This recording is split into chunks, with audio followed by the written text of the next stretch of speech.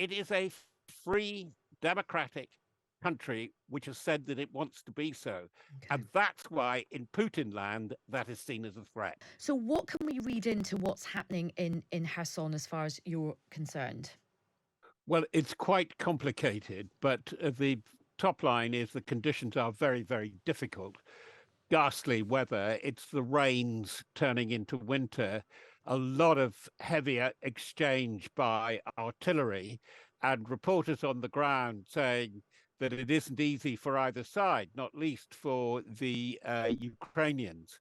But what we're getting in the Twitter sphere, if we could put it like that, is, as you rightly say, civilians under Russian sanction, whatever that may mean, leaving Kherson, and the command elements of the quite big force on the to the west, on the right bank of the Dnipro, being pulled out deliberately.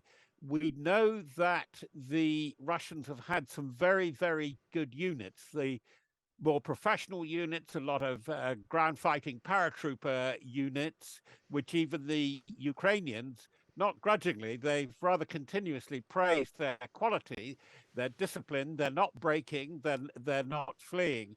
Now, if they get trapped, that is a big problem for Vladimir Putin.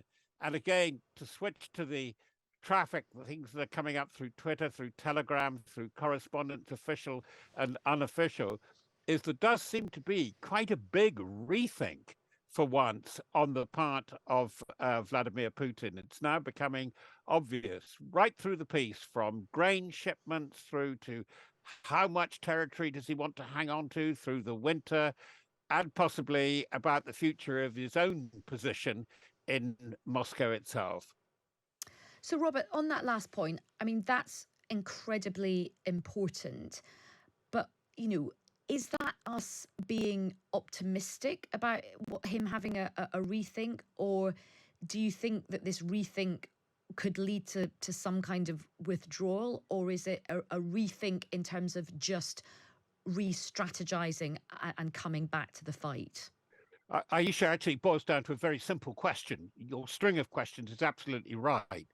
But the thing that is not very clear, and actually has not been that clear since February the 24th and the first incursion of Russian forces in this operation into Ukraine, is what exactly does Vladimir Putin want? Mm. He's been compared to a poker player, to somebody who plays chess, who plays three-dimensional chess.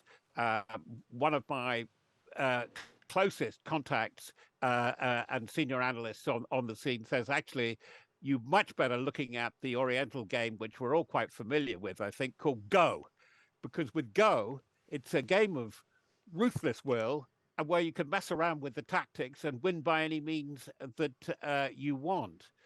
We have seen Putin switch as things got slower and slower through the autumn in Ukraine to these notions of hybrid attacks, attacks not only possibly on the two gas lines, Nord Stream 1 and Nord Stream 2, but also on communications channels, on lines bringing oil and gas from the North Sea fields.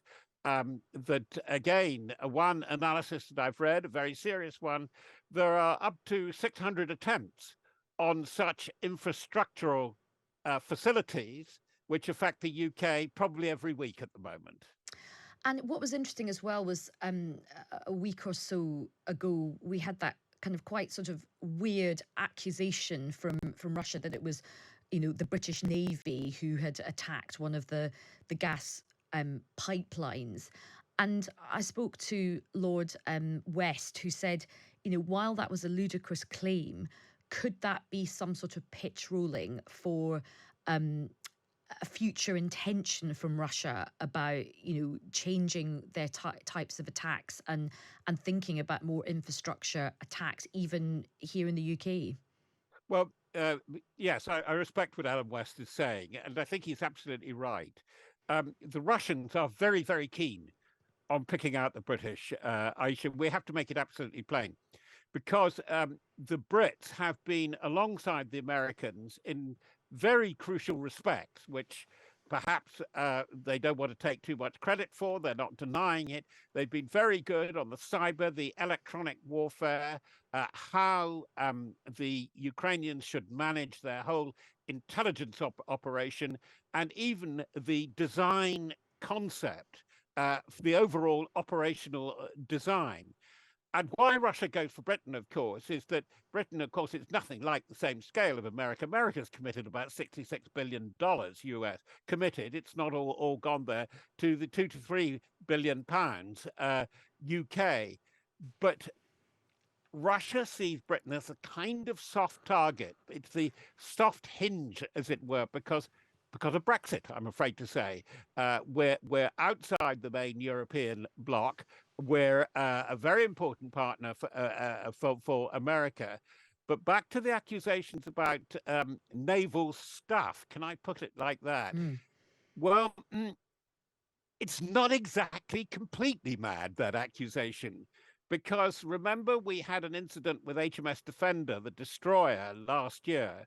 Well, where had she been? She'd been with the Ukrainians because we've been absolutely open about it. We have an agreement with the Ukrainian government, particularly on naval matters, and we are an ally. We're not a NATO ally. We're not, come hell or high water, we have to do everything.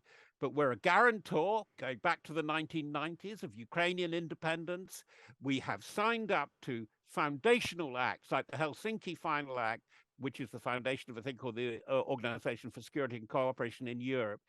That is the enshrinement of the fundamental right of a sovereign nation to choose to be independent and sovereign and as democratic as possible. And it's that bit also that we're going to have to work on a great deal as Ukraine goes on.